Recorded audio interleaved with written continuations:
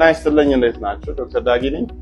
በዚህ ስለ ልብ ሰርጀሪዎች እናውራ። በሀገራችን አንደኛው ብዙ ጊዜ ለሕክምና የሚሄዱ ኮምፕሌክስ የሆኑ የልብ ሰርጀሪዎች ታካሚዎች ወደ ውጪ ለመሄድ ያማክራሉ። እኛ ጋር የልብ ሰርጀሪ እንግዲህ ኦፕን አለ፣ ሚኒማል ኢንቬሲቭ ካርዲያክ ሰርጀሪ፣ ሮቦቲክ ሰርጀሪ ይባሉ አሉ። እነዚህ ሁሉ አማራጮች የኮሮናሪ አርተሪ ባይፓስን፣ ቫልቭ ሪፕሌስመንቶችን፣ ሪፔርን፣ የልብ ላይ ያሉ እጢዎችን፣ የልብ በሮች ወይም ክፍተቶችን መዝጋትን ወይም መጠገንን ጨምሮ ሌሎች ደግሞ ከልብ ዋናው ደም ስር ጋር የተገናኙ የተለያዩ መስፋት፣ መለጠጥ፣ አንዳንዴ መፈርጠር የመሳሰሉት ህክምናዎችን ሃይሊ ኤክስፒሪየንስድ በሆኑ አይሲዩ በተደራጀ ሐኪሞች እየተሰጠ ይገኛል። ኪምስ ሆስፒታል ለዚህ ጠንክሮ እየሰራ ያለ ሲሆን እስከ ልብ ንቅለ ተከላ የሚሰራ ሆስፒታል ነው። የልብ ሰርጀሪዎች ሁልጊዜ ሰርጀሪ ላያስፈልግ ይችላል። አንዳንዴ ኢንተርቬንሽናል ካርዲዮሎጂስቶች ደግሞ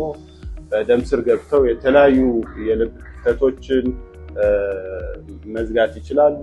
ወይንም የአፈጣጠር ችግር ያለባቸው ህፃናትን ደግሞ የሚያስፈልጋቸውን አይነት ከቀላል እስከ ከባድ የሚባሉ ሰርጀሪዎችን መስራት ይቻላል።